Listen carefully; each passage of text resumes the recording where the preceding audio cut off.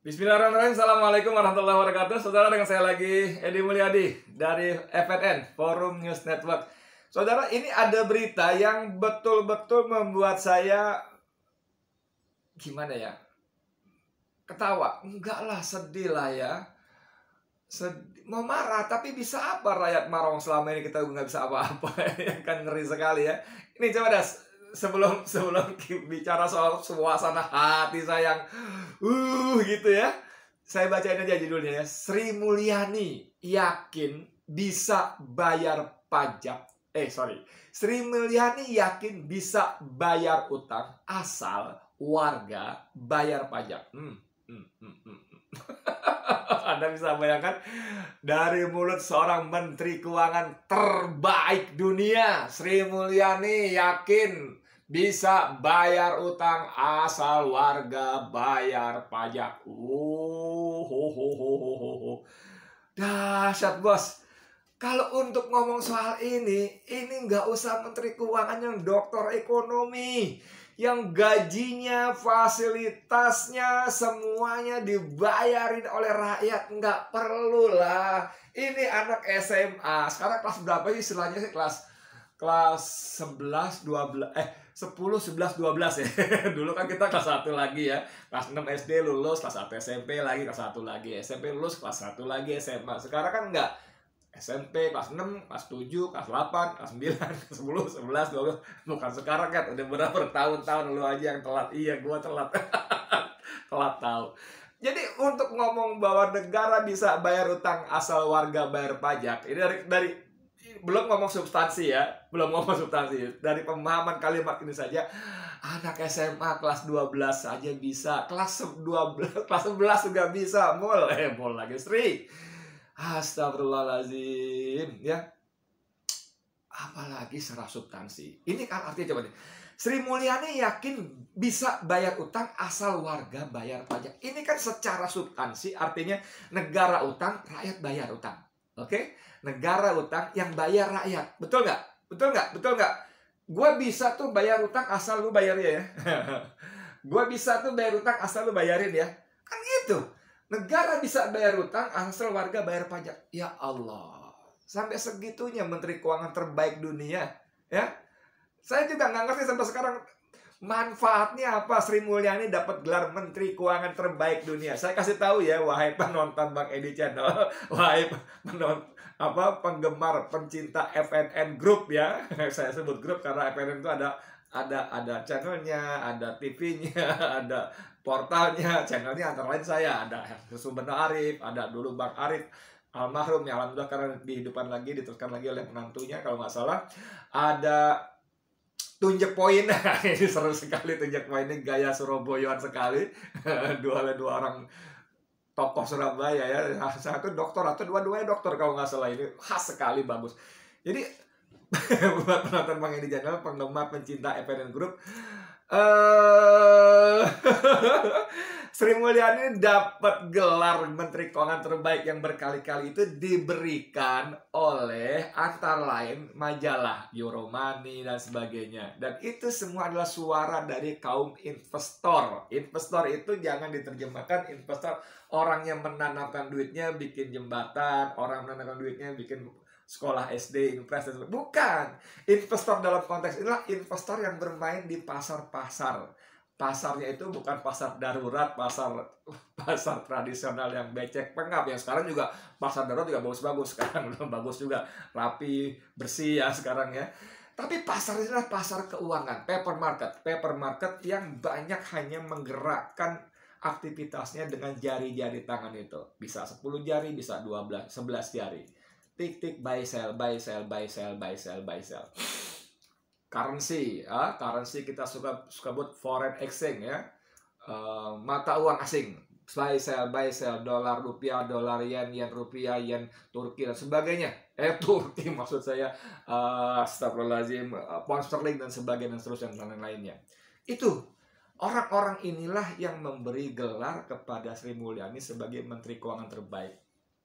Para pemegang bond holder, bond itu surat utang negara. Yang kita tahu beritanya bahwa Surat utang Indonesia itu dibuat oleh Sri Mulyani dalam jumlah yang besar dengan bunga yang sangat tinggi dan sangat menarik. Anda tahu bondnya surat utangnya Jepang itu 0, sekian persen, tidak sampai 1% per tahun. Yang itu dijadikan alasan buat Sri Mulyani bahwa jangan lihat kita doang, semua negara juga berutang, apalagi Jepang itu ratusan persen dari PDB-nya, kita cuma sekian puluh persen. Iya, Jepang memang utangnya besar, tapi satu, bunga Jepang 0, kita 6, 7, bahkan 8%. Gila nggak? Kedua, Jepang selain sebagai debitor, orang utang juga sebagai kreditor. Dia memberi utangan kepada Amerika dan lain-lainnya. Kan? Yang ketiga, Jepang lebih banyak berutang kepada warganya. Surat utangnya dibeli oleh warganya, artinya kalau Jepang membayar, uang itu berputar di negaranya sendiri, dinikmati oleh warganya. Kita, bondholder kita, surat utang negara kita, sebagian kalau nggak mau disebut sebagian besar, dipegang oleh orang asing. Itu bedanya, jangan dianggap bodoh kita ya. Nggak bodoh lah kita. Saya nggak mau nggak bodoh-bodoh amat. Bodoh juga, tapi nggak pakai amat. Saya nggak mau. Rakyat bisa nggak bodoh. Nggak bodoh-bodoh. Bukan nggak bodoh-bodoh amat. Nggak bodoh. Kalau bilang nggak bodoh-bodoh amat kan berarti kan bodoh juga, tapi nggak pakai amat kan. Kembali ke soal ini ya. Jadi bayangkan seorang menteri keuangan yang kita nggak tahu apa prestasinya sehingga disebut. Maksud saya manfaatnya ya, gelar itu menteri keuangan terbaik dunia selain memberikan keuntungan sangat besar melalui bunga-bunga surat utang kita kepada para investor tadi. Sri Mulyani yakin bisa bayar utang asal warga bayar pajak. Ini saya bacain ya. Menteri Keuangan Sri Mulyani meyakini pemerintah bisa membayar tunggakan utang apabila penerimaan pajak berhasil dikumpulkan. Ia menuturkan pemerintah mengambil pembiayaan utang untuk menutupi defisit fiskal karena berkurangnya penerimaan serta naiknya belanja selama pandemi COVID-19. Nanti kita bahas dua kalimat terakhir ini. Berkurangnya penerimaan dan naiknya belanja karena pembiayaan pandemi COVID. Penerimaan negara kita merosot, oleh karena itu kita masih harus terus mengalami defisit dan berutang.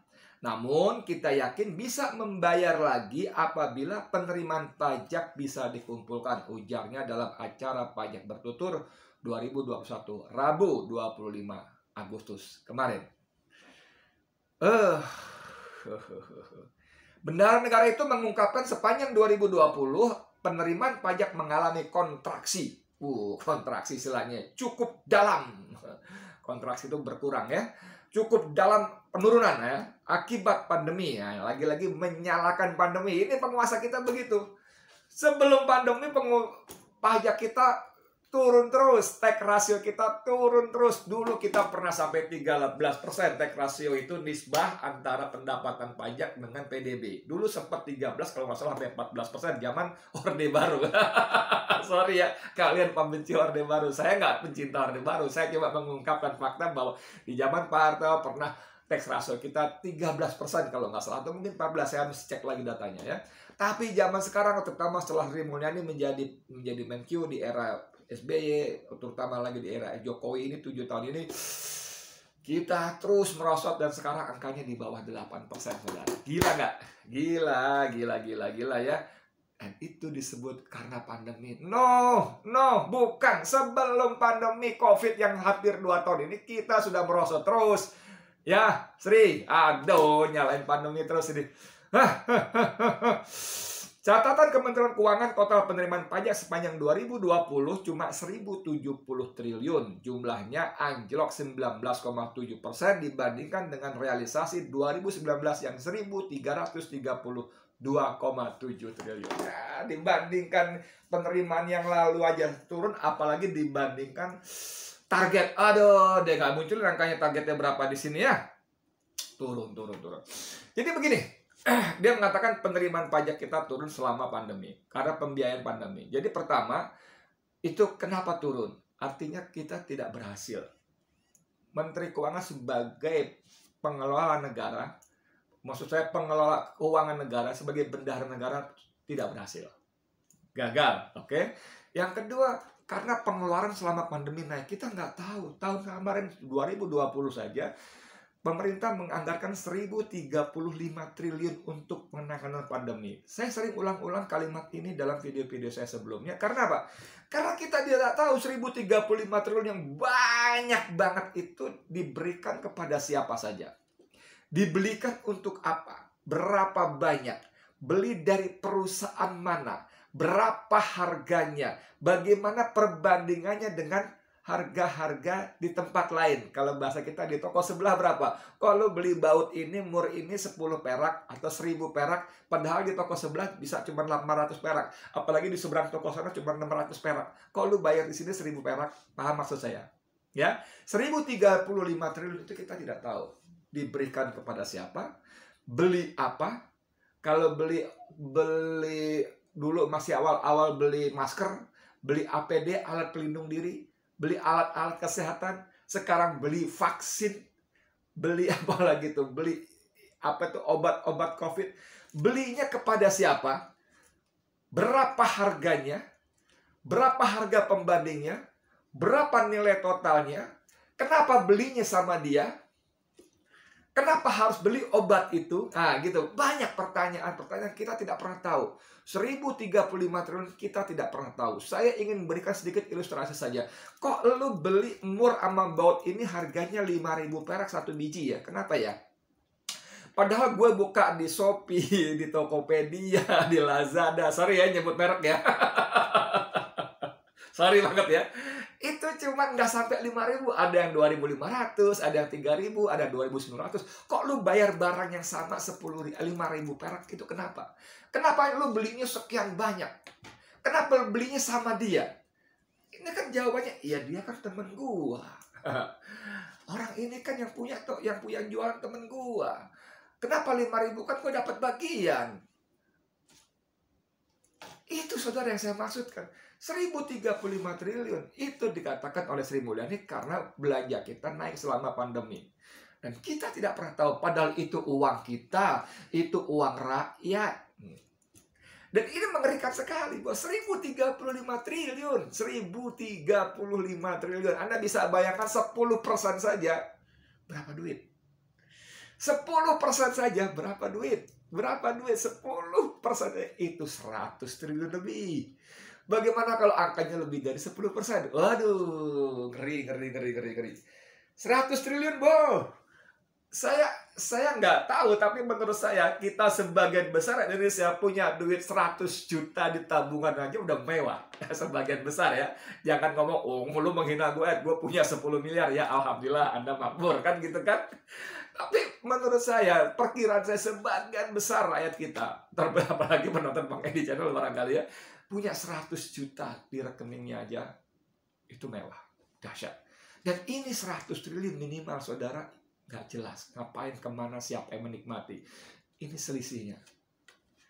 Dan yang lebih memprihatinkan lagi, Sri Mulyani mengatakan bahwa negara bisa bayar utang kalau warganya bayar pajak. Sri, rakyat susah betul. Susah betul. Kamu kan memberikan insentif perpajakan yang kamu bangga-banggakan kepada siapa? Kepada jual beli properti. Oke, orang mungkin butuh duit beli jual propertinya. Ya kan? Oke, butuh duit ya untuk makan, untuk usaha, bikin warung pecel dan sebagainya. Oke. Tapi kalau bebas pajak barang mewah untuk pembelian mobil sampai 100% dan itu diperpanjang lagi, siapa yang bisa beli mobil seharga 200 juta? Baru saya sebut, saya tidak yakin sebagian besar rakyat kita punya uang 100 juta saja udah hebat. Ini orang bisa beli mobil minimal 200 juta. Artinya apa? Uang dia kan lebih banyak lagi, nggak mungkin dibelanjain semua kan. Itu dapat keringanan sampai 0%, bro. Ya, tapi pada waktu yang sama, kalian memberlakukan pajak untuk sembako, PPN yang pajak pertambahan nilai yang jual beli itu pasti terjadi itu ditaikin dari 10 di 12%. Ini kan merogoh uang dari kantong rakyat miskin. Siapapun belanja, mau nggak punya duit, dia belanja, dia beli, dan semua barang itu kena PPN 12%. Inilah maksud saya. Lalu pengeluaran selama pandemi keluar ini juga menurut saya ini gila-gilaan sekali. Kalian ini kan para penguasa yang diberi amanat, ya.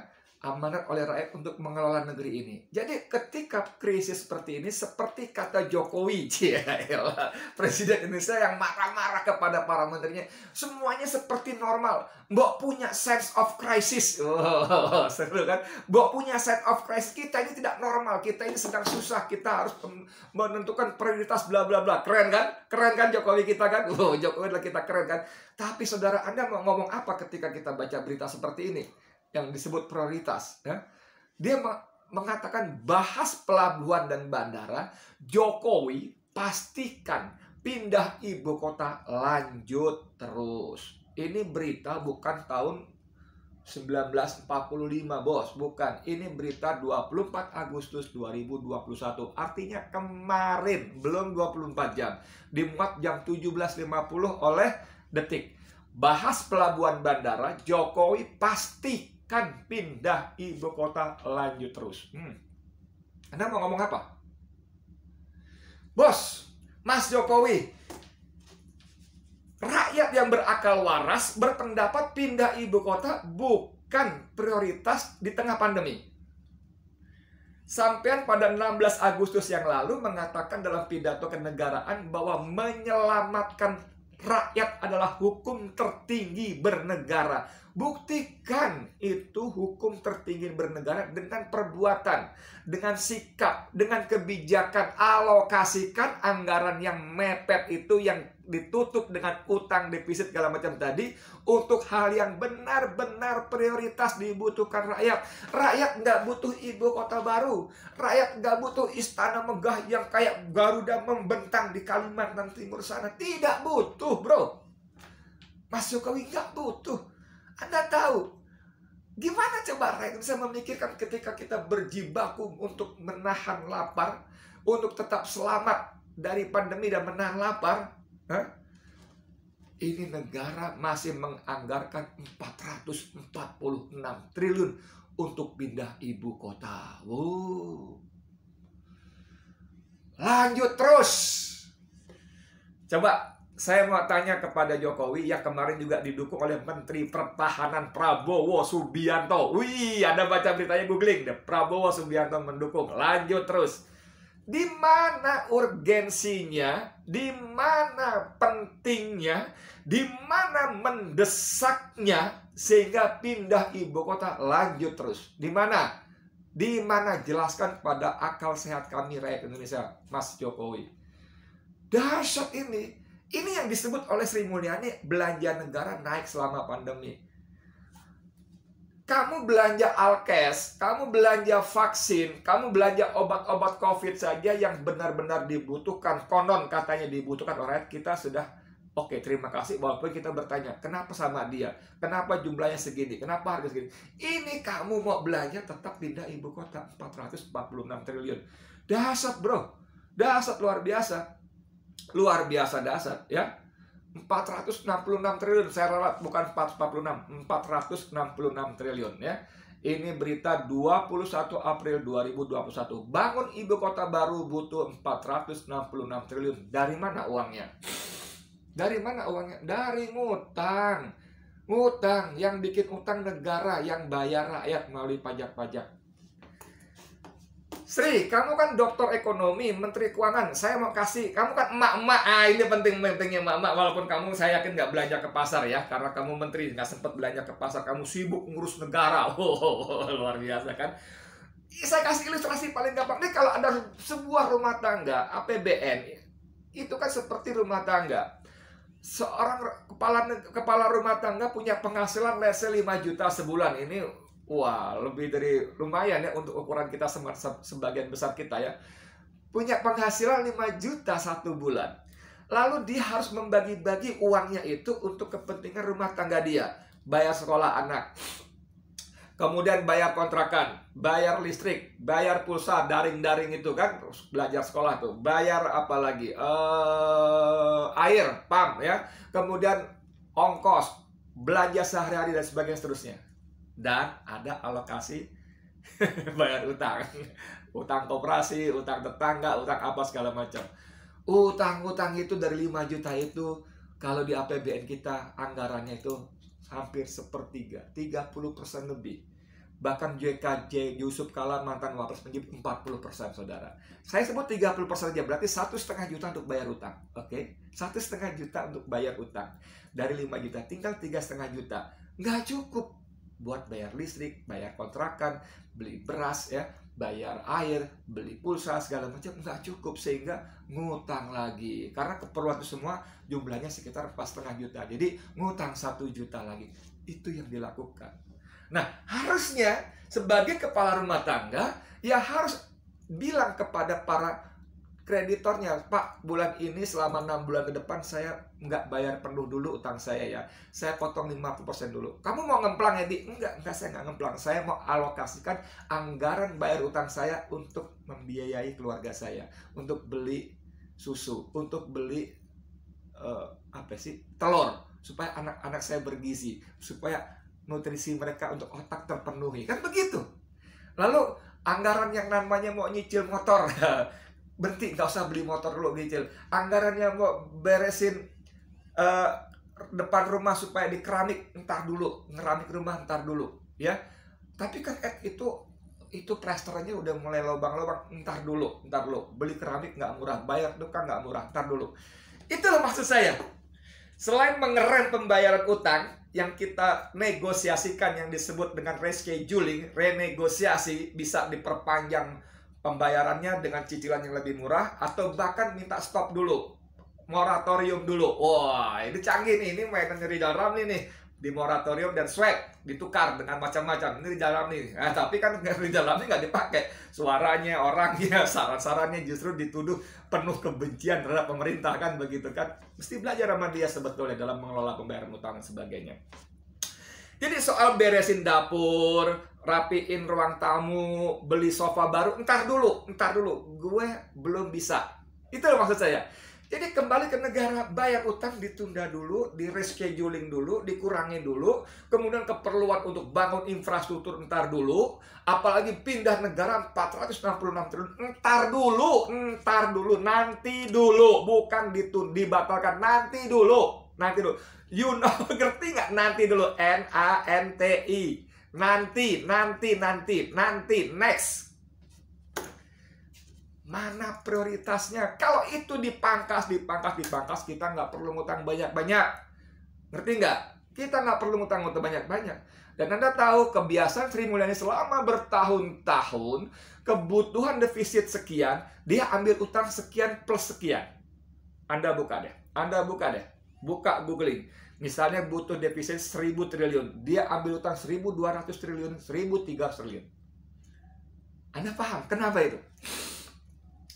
Kalau saya punya kebutuhan untuk menutup defisit belanja rumah tangga saya 1 juta, iya saya utangnya maksimal 1 juta aja dong 1 bulan dong. Syukur-syukur bisa 700.000 aja. Yang 300.000 gimana? Saya ikat pinggang. Eratkan ikat pinggang. Saya berhemat, saya mengurangi itu sehingga utang 700.000 cukup. Ini enggak yang dilakukan Sri Mulyani selama bertahun-tahun. Dia kebutuhan utang defisit APBN 1.000 triliun misalnya, dia mengambil utang lebih besar dari itu. Dan itu masuk SAL, sisa anggaran lebih, masuk silpa. Yang jelas nggak ngerti kita untuk apa, tapi kita tetap bayar komitmen, bayar bunganya. Dan bos. Jadi gitu ya. Di kepanjangan video ini saya cuma mau bilang bahwa jangan begitulah. Sri Mulyani yakin bisa bayar utang asal warga bayar pajak. Ya Allah. Kamu pantesan ngutang dulu karena kita dirogoh terus pajak untuk bayar utang. Banyak sumber lain membangun negara tanpa harus utang lagi. Kalau dulu Oma Irama mengatakan gali lubang, tutup lubang, yang Sri Mulyani lakukan gali lubang, tutup jurang. Tadinya gali lubang, tutup lubang, kemudian karena makin besar jadi gali lubang, tutup empang, dan semakin besar lagi gali lubang, tutup jurang yang tidak pernah tertutup.